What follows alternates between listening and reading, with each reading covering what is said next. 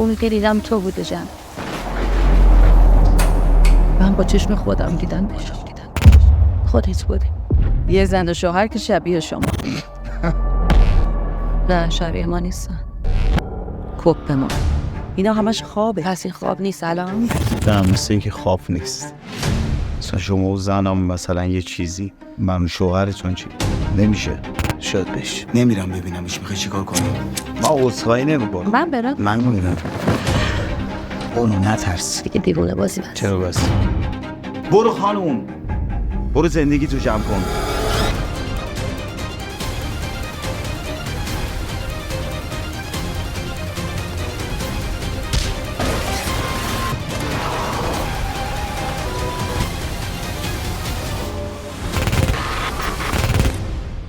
جلال کجاست؟